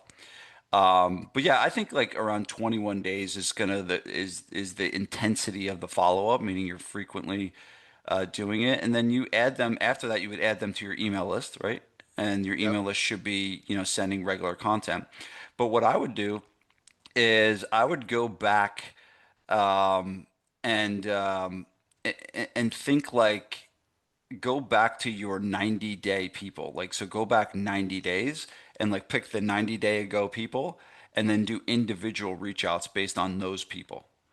And then go back instead of 90 days, go back 120 days and then go back 180 days. So basically, when you run through all the people, you just keep going back and back and back and back and keep going back further with the reach outs. I think that one of the mistakes people make is they try to automate everything. And I think the biggest thing I can share with you guys is like sometimes like I learned this quote. It's like an ounce of personalization is worth a pound of automation. Like I'm not saying you shouldn't have automation. I'm not saying you shouldn't have stuff like this in place, but like there's a big difference between getting some ugly random automated text and actually getting a legit personal reach out, whether that's a video, that's like something like that. So that's how I would almost like think almost one person at a time. How do we feel like someone is getting communicated? And I think this is as AI starts to increase, we separate ourselves by making it more human and making it more personal by doing the personal reach outs. But that would say like if once they go through your cycle of like that first heavy 21 days, then start doing every 90 days, then start every 120, just keep going backwards. Thank Yep, you. got it. Charmaine, you are now released from witness protection and you can ask your question. Hey, yeah, What's I up? am really good. How are you? Good. We did a kind of a pivot into some longevity and wellness. So we still have the fitness classes, but we built an ecosystem. So we have test, train, recover, repeat. And Cool. we just did a rebrand. So I was wondering, that's why I'm here, because I'm looking for ways to jumpstart my program, so to speak. Awesome. Well, what's your question? Would you do these profit things in addition to launching your brand and whatever pricing modules? So it's not cheap, it's expensive, right? So let's say the cheapest one is $500 a month. Okay. So I guess we're finding I don't really want to discount. So it's trying to figure out what to do with that and still get traffic. So is the problem you're not making sales? Well, the main thing that happened is we redid our website and our Go High Level, and then whatever, there was some glitch in Go High Level, so the links didn't work. So Okay. we weren't getting any communications, let's put it that way. So Okay. that's still a work in progress. I'm having a little trouble following what you're asking. Can you formulate maybe a how do I question? Yes. How Try do that. I implement the changes that you talked about in Oh, addition to implementing a brand launch? okay. Um, I'm going to answer that with pick the thing that is the lowest hanging fruit. Meaning, what's the easiest thing that you learned today that you could implement and just do that first? So, for example, if your retention rate is really good and you have members on recurring revenue and you haven't raised your prices in a while, you could raise your prices and send a letter to all of your customers saying, hey, we're going to raise our prices by $20 a month. Another example could be the billing one, right? And so you could use what I taught you today by picking one of them, right? And I don't expect anyone to take everything that I taught today and to do all of it, right? I mean, I should have kind of prefaced with that and said, hey, pick one of these things and do them at, one at a time, right? So I would probably just do that. You know, if a cash flow surge is needed, maybe a cash flow surge, or can you start looking at your capacity on a regular basis? Like, are you tracking your capacity in your sessions right now? Yes, but we Okay, haven't, good. tracking and acting on it is two different Yeah, so things. maybe you could do the one thing that I said before of like just reaching out to 10 people a month and offering them an upgrade. Like Yes, how does it feel when like you go to the airport and all of a sudden they go, "Hey, sir, Kevin, would you like to come into our first class seat?" And you're like, "Oh yeah, hell yeah." Like, I'll do that. Right? How do you feel when you get upgraded? It feels freaking awesome, right? I And love so it. upgrade your members. So that's probably where I would start. The rebrand, it sounds like it's a little bit more of a deeper question that I don't know if I can answer in the context of this call. It sounds like there's a lot of things to focus on and do for a rebrand. So I would say I would start with picking the one thing that I talked about today that's the easiest thing to implement and then just acting on that first. Thank you. You're welcome. What's up, Nick? All right, so one more question. When you're talking about like for your launching a new program, let's say, because I do one-on-one training and I do large group, but let's say I want to start doing semi-private training and I want to launch as a new program. Like how far out would you launch that? Like as far as making that announcement, and then how do you do the math around the numbers on what you would spend for marketing? Let's say it's going to be $400 a month. They're going to get 2 or 3 sessions a week, and again, I'll run the numbers on that. But let's say it's $400 a month. It's $100 a week, right? Or Yep. I'm sorry, $400 every 28 days, because that's how you said how to bill, right? Yep. So let's say you do that and you want to launch that as a new program. How far in advance do you make that announcement? And then what kind of marketing dollars do you put behind it to find new people? Because I'm already going to go internally to the people that do large group and the one-on-one. That part I already know. But I'm saying to get a new set of people, like what kind of marketing dollars would you put behind that? Like how do you do that equation? Or is that like a Yeah. set amount? Yeah, I don't know if there's an equation. I think what I would do is first set a goal for what you want to get into the program, right? Let's just say I want to get 20 people or 30 Mhm. people. Like the first thing you do is you decide what success looks like, Okay. right? And so let's say it's 30 people. I like to launch these things if I have an existing business with some type of like almost like a short-term program that's like 6 weeks long. And basically you can build it around a theme like summer coming up or something like that, and they would sign up for it, that program over 6 weeks. But the program would incorporate the new program, like it would be in this new venture that you have in terms of small group or semi-private, meaning your one-on-one people, they or you know some one-on-one people will do it. Some of the thing you got to also realize is, not everybody is going to go from large group to small group. Not everyone's going to go from one-on-one. If in my experience, it's been a small percentage. Yeah, that's why I was saying I Okay. want to find new people. Yeah, yeah. So just know you can probably bank on a small percentage. But the first thing I would start with, what's the goal? How many do I want to get? And then I would launch it with some type of a 6 week challenge that led into a recurring revenue program. And that's almost like the inaugural thing to do to get people into it, right? And so it set a goal like to get 30 people into this challenge or 20 people into this challenge. And then in terms of what to spend on marketing, I'm not a big budget guy, right? Because here's what I look at. If I spent, $1 and I made five, or every time I spent $1, I made $5. I'd What's be my happy. budget? Unlimited. Right. Like, why would I ever stop doing that? So Correct.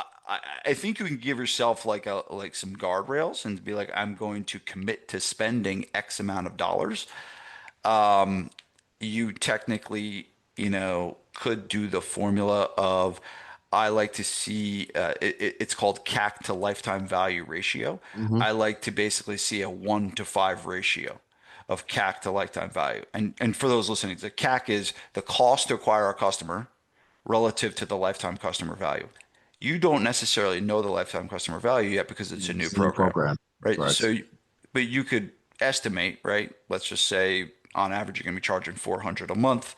If someone stays 12 months, you're looking at 5 grand, right? So I'd be willing to spend $1,000 to make five, right? The way you do that, if the goal was 20 people, like you could say, I'm willing to spend, around 5 grand to get those 20 people. You could, that is a formula that you could use to back it into. But I think that, you know, I'm there's saying how so far in many advance? opportunities. Oh, so how far in advance? I Because like, like I wanted to yeah, launch a younger kids program from ages from 7 to 11 because right now we have like 12 to 16 is our like teenager like a bully proof program, but like a 7 to 11 will be like keep the kids strong and healthy. I didn't put a name on it yet, but it's going to be a brand new program. So I was thinking about launching that in September because the kids are back from like summers and vacations and things like that. So if I launch in September, am I marketing that second week of July? Is that like for early I, August? Like, what are I you I thinking? think 4 to 6 weeks is a good Okay. kind of snapshot of how often to market it. Sometimes if you get too far in advance of like 12 weeks out, like people like they just kind of ignore it, right? So I think 4 to 6 weeks is kind of like a sweet spot. I'll give an example. Like anytime I run like a challenge at my gym, like a 6 week challenge or something like that, we usually have a 3 week lead time for it. We're pushing it hard for 3 weeks in a row, and then we have a deadline. And a lot of times too, you can market into the week that the signups are as well. But I think for something like this, like give yourself 4 to 6 weeks to lead up to it. And like pre-enrollment specials, how do you feel about that? Well, you're not going to do pre-enrollment special. It's really just because you're launching it with this program. So it's not a Correct. pre-enrollment. You're really just saying it's this program. There's, the goal is this. It's a fat loss challenge or whatever it is, and that's how you're launching it. That is the Understood. strategy.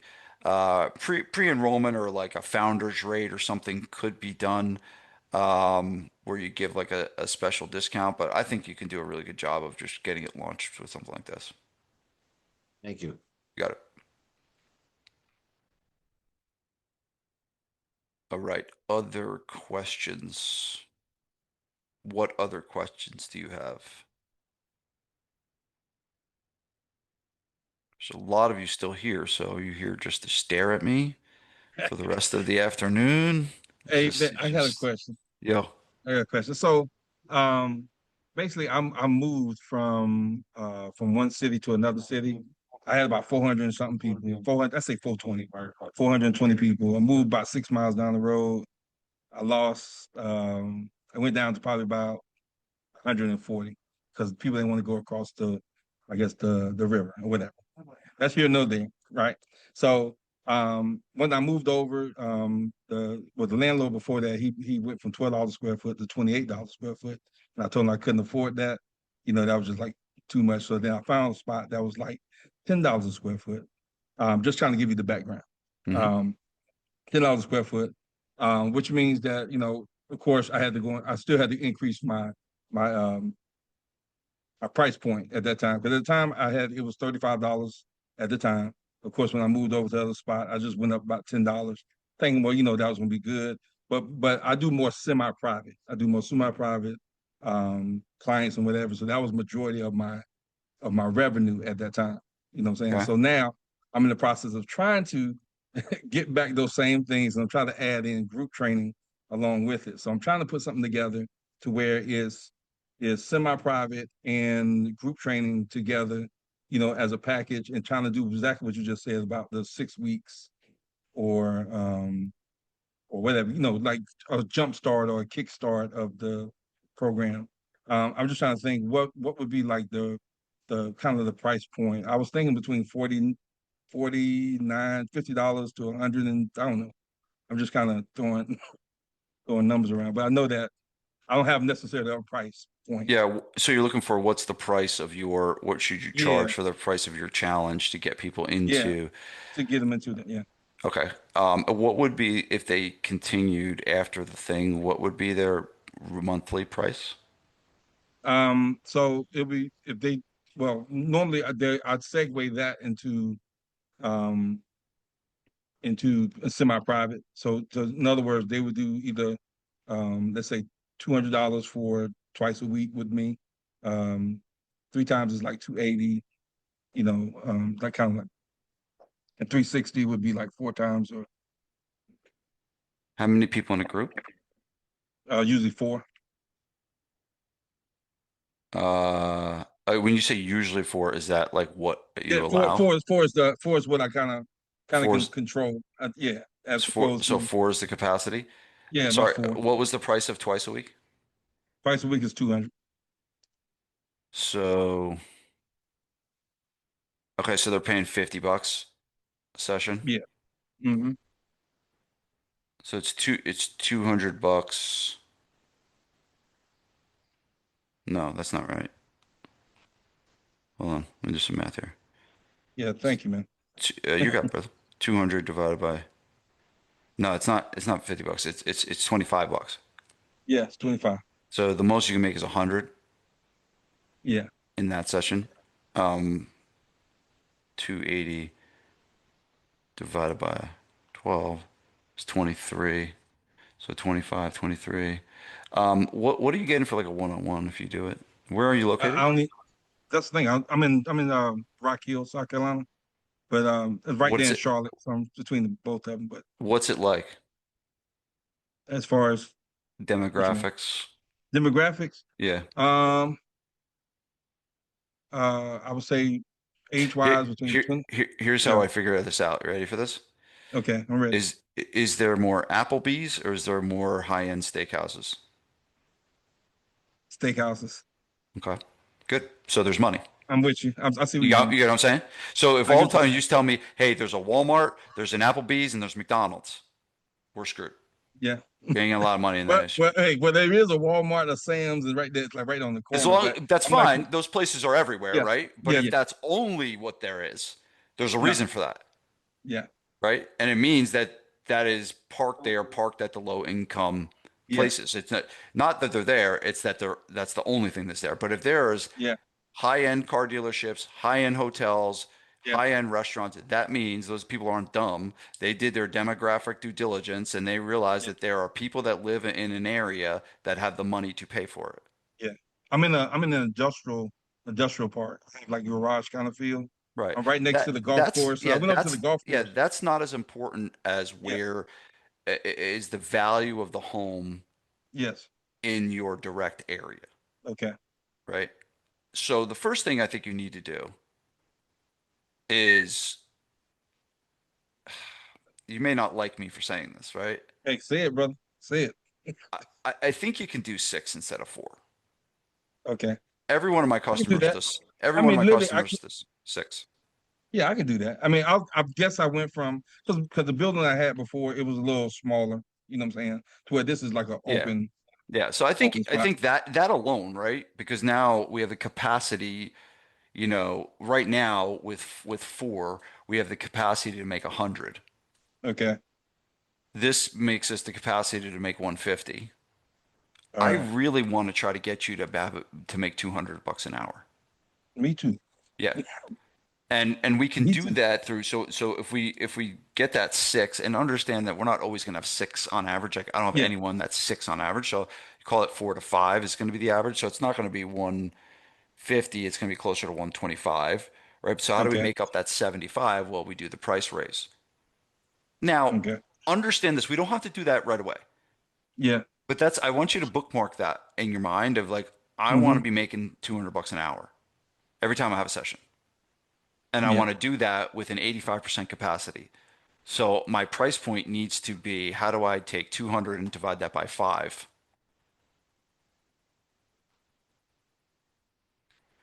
We need to be closer to $40. We're now at 40. Yeah. 25. So I'm not Yeah. saying you need to be there today, but that's where I want you to work towards. Yeah. Okay? I'm gonna do that one thing. That Yeah, one thing. yeah, If I ain't exactly. got nothing else, that one thing. Yeah. I got it. That's where you're at because with funneling a lot of people, I just don't like to funnel a lot of people into a model where, like, hey, at peak we're making $100 an hour. Yeah. You can probably get $100 an hour for a one-on-one session. but I don't Probably. even do one-on-one. That's Right, what but I I'm saying normally. if you did, you probably could get close to that. Yeah. And let's say it's not 100, let's say it's 80. We still, for small group, we need to be at least making double of what we can make at one-on-one. So Okay. let's say one-on-one we can make 80, we need to be at 160 Okay. at 85% capacity. So we're Okay. like the price point is like that's the thing that's bugging me a little bit. Um, I'm not saying because I know it's new and you just moved and there's been a lot of transition. I'm not gonna like force you to do that today, but that's the mindset I want you to have. I'm working towards getting $40 every time someone comes in, and I'm gonna get 5 to 6 people in every session. Okay. And you can string a bunch of those together, you're gonna be doing all right. Yeah. Thank you, man. I So appreciate it. so yeah, but back to your question, on the Yeah. price point. So if you're charging around $200 a month, Okay. um, and we're going to, what are you going to give them? How many sessions are you going to give them? 3 for the thing? No, you said it was. I told you it was two. For 200, it was 2 sessions. But for What three would, sessions, what, no, for three if they sessions, did, 280. if they did a 6 week challenge though, what Oh would you yeah, give them? yeah. 3? It'll be yeah, three. Yes. 3? Okay. Yeah, it'll be three. Uh, Actually, no, it I- was four. it's, That's what I wrote down. I wrote down yeah. four. I'm sorry. You're in 4. I think I'd give them 3. I think 4 might be too much. You almost like throw Okay. people too much. I would charge um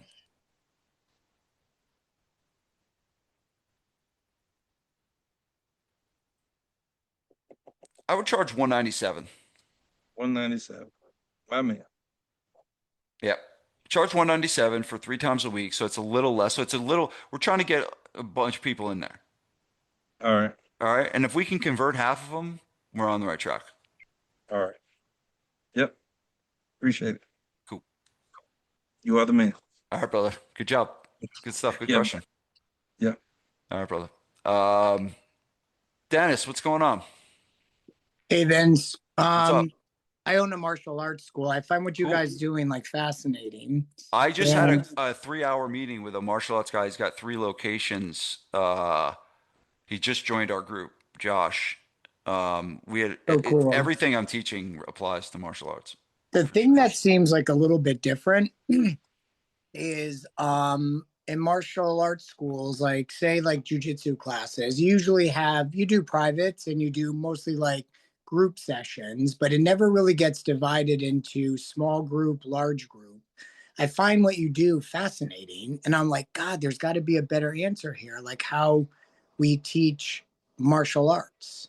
I just wanted you to comment on that and kind of like how you help martial arts schools. I mean, it sounds like that model will work for us, but it also sounds like it's going against what is done in martial arts schools.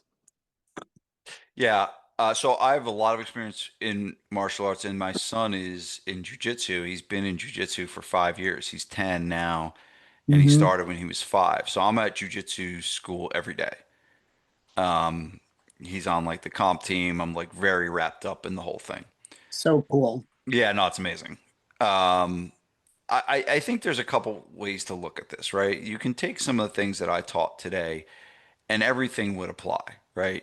If How you about the have small group? Like I hear you guys talking about Yeah, six yeah. people in a But I'm group. saying That's if we just different. if we took that away, right, and we just Okay. said, all right, your business model, which is successful, right? You know, it's there's and here's the thing. There's lots of gyms that do large group training that are very successful that don't do small group. So small group just happens to be my model, like how I've structured it, and how I've taught it, how I wrote the book on it. It's not the only model that can be successful. I mean, if you look at Orange Theory, you look at F45, these are multi-million dollar brands that are succeeding and making plenty of money with the similar model that you have, which is a large group model. So I don't know if I would jump so quickly into just looking at the grass is greener. I would think about how do I maximize what I am doing now with by price? Like, when was the last time you raised prices? You know, when was the last time you tweaked billing cycles? When was the last time we looked at, hey, does someone on, that like my daughter is on My son is on the unlimited package. My daughter's on the 2 time a week package, right? They would be smart if they went to my daughter and said, "Hey, do you want to try the unlimited package this summer?" Right? And get more money. So I Yeah. think there's tons of things inside of what I taught you today that completely fit like a glove into a martial arts school. The question you're asking about small group is interesting, and could it work? Could it not? I think that you'd have to look at, is it actually valuable? Is it something that would be positive versus when I did jujitsu for about a year, right? And there was a lot of value in having multiple partners and going against purple belts and going against blue belts and going against white belts and the camaraderie of the group and the energy of the people and the community. I saw a lot of value in that. And I don't know if it would be the same in a small group.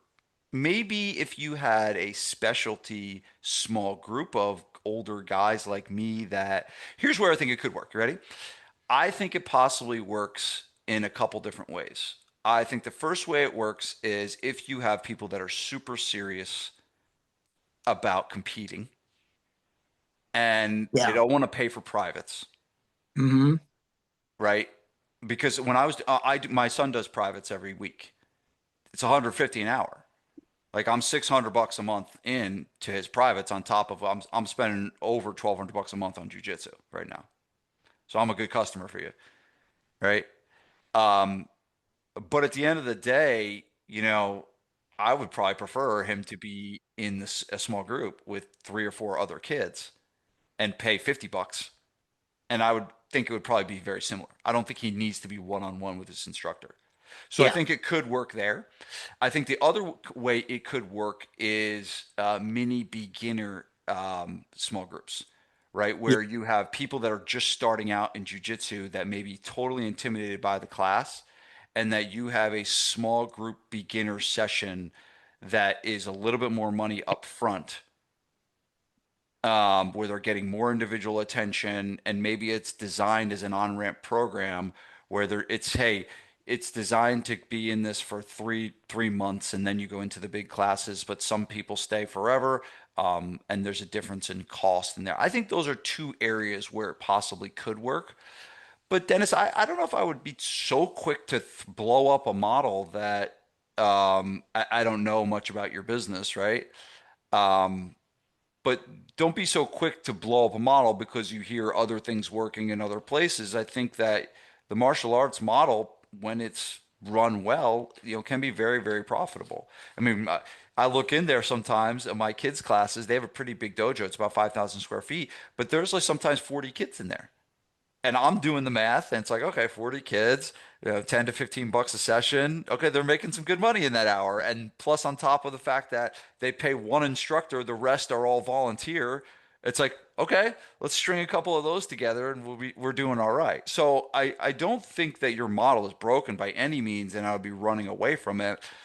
But is it possible to add some of those different strategies in the light of what I shined on the beginner program or the advanced competitor? Possibly. Yeah, I think that's the piece which is kind of missing from the model now. All those things you mentioned, I totally agree with. You need sometimes bigger classes to have a mix of people, but smaller classes do help with competitors. Yeah. They help with maybe older guys coming in and they're like, I don't want to go against a 20-year-old guy, guy. They're much more nervous walking in and saying, who am I going to be with? Who are these going to Yeah. be people like me? And we take care of them, of course. They're going to have all these ideas in their head, but none of that's going to come true. We will take care of you. But if you had a smaller group, I think that'll make them feel more comfortable and explaining that to them. So I registered for the call tomorrow, so I could always, kind of go over Cool. that. Yeah. Yeah, go over But that with thank Tom. you. Yeah, for sure. And Yeah. thank No, you. great question. Yeah, real good question. I am tell you, my number one job as a parent is to take my son to jujitsu every day. Yeah, it's great. It's really it's amazing. It's amazing what it does. And my daughter too. Yeah. That's awesome. Thank you, Cool. Vince. I got to You go got on it, brother. another call, but You thank got you it. so Yep. much. You got it, Dennis. Good work. Okay. Okay, bye. Nick, do you have another question? Yes. So, So yeah. you just mentioned that you take your son to jujitsu, you do private lessons. So I do a Yep. lot of private lessons in my gym. More than 50% of my revenue comes from private lessons. The good about that is you get big chunks of money. So that way you get big chunks of money. You have 20 people sign up for a package of 1,100. You're like, oh wow, I pulled in 22 grand this month. That feels good. But then when that's a package of 10, they're using it once a week. They're not re-signing up for 10 weeks. So that's the part where I don't like, where it's not necessarily predictable on how much money and revenue is coming in based on how often they're coming. So the group classes are great because we have X amount of people paying X amount of dollars a month and it's predictable. That's easy, right? But for privates, it's not. So I was wondering, when you signed up your son, do you do like a package of 10 is 1,500 and you just pay it outright like that? Or do you do like a monthly billing where you pay a certain amount for a certain amount of sessions? Like, how does it work on the consumer side of what you've Yep. paid? And also, if you were the gym trying to structure that, would you structure that and say, okay, if it's $150 a lesson, I'm going to charge you $600 a month, and you get 4 private lessons a month, and you have up to X amount of time to use them? Like, how do you structure that? So it's a good question. The way their model is the majority of the money that they are making are from recurring revenue classes, Okay. meaning that their business model is not heavy. That's why I talked about the revenue mix. I think that's a Yeah. really, really important piece of it.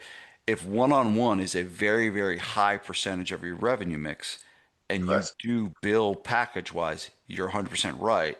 You're going to be collecting not a consistent amount of money every month, which Yeah. makes to be an unpredictable situation. Correct. Correct. My in my circumstance, the majority of their money is being made on recurring revenue from our monthly bill. So I sign him up for an unlimited package. He goes to jujitsu every day a week, every day of the week. Yeah.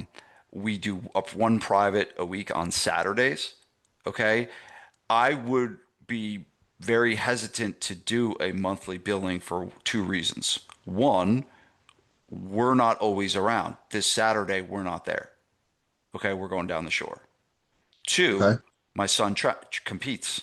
So a lot of times tournaments are on the weekend. Hmm. Three, his sensei competes.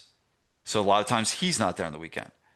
So if I was paying monthly for the package, there would be many, many, many months where we would be making sessions up or trying to keep track. So I prefer as a consumer the package Okay. because I know I'm not like, I know I'm always even, Yeah, that's right? what we do. I think It's just that scary though, like what it's you just scary. said You're though. It's right. You're like, right. From a business model standpoint for from a them, business it's model, not as it's good. terrible It's not because I as mean, good. there's some months that we'll see that we'll pull in 80 for the month, and the next month is 15. I'm And like, my advice to you and then would be and this. also I don't know what next month looks like. Like full Right. transparency, if you said, "Hey, what are you going to bring in the month of June?" I can't give you an answer because I have 150 people doing private lessons. Some people train 1 time a week, 2 times a week, 3 times a week, and some people do half hours, some people do hours. Like the number, it can, I don't know the answer. I can average out what we've earned, but it's more of like a deferred like earnings kind of thing. We get the money up front and then we earn it as we go over time. But as So you far have as what's going to so you come have in, I yeah. don't have that answer. So you have two options. Your first option is you create it, kind of what I did with Oliver in the very beginning of this, more of a different model, whether that's large group or small group, that's on a recurring revenue monthly basis, Okay. and you work to make that the highest percentage of your income. Meaning you Okay. have targeted, focused on marketing. All of your sales process leads to that program, and you're trying to increase that monthly recurring revenue. That's your main focus of your company. Okay. Okay. The second thing to do, and I just did this with a buddy of mine who has a personal training gym that does all one-on-one, you can do monthly for one-on-one. And basically, you would just shift, you're saying, you would tell your people, it's like, hey, we're shifting our services around. We're going from buying packages to buying monthly. So, for example, if it's $100 a session, instead of paying us for a 10 pack for at $1,000, you're going to pay us $800 a month for twice a week training. Yeah. And he just did that, and it was very successful. So that is your other option, is just to start charging monthly. You're going to get into a little bit of this, oh, I had this makeup and that makeup, and you may get into a little logistical things. But from a revenue standpoint for you and a safety standpoint for your peace of mind, that is definitely something that if that is the bulk of your revenue, I would strongly consider doing. Gotcha. Thank you. Cool. A lot to think about there, huh? But I've had success with both. Like my buddy just did it with his gym. He's got a one-on-one training gym. And then I told you what I did with Oliver. So it could be a little bit of both that you do. All right. What time is it? 2 o'clock. What do you think of that, Kev? You're always with me to the end. Call it a day? I And got nothing. I was just about to say I had to go, so There you go. Let's call it. If you got to leave, we all got to leave. All right, guys. This was fun. Thank you very, very much. Appreciate you all. Thanks for listening to FBU Podcast. Guys, if you got anything out of this episode, do us a favor. Hit that like button, share this episode with another fitness business owner, and subscribe to our channel. Every one of those clicks help us out a lot. And don't forget, visit vincegabriel.com for tons of free resources. There are books, downloads, everything a fitness business owner could need. Thanks again. Have a great day.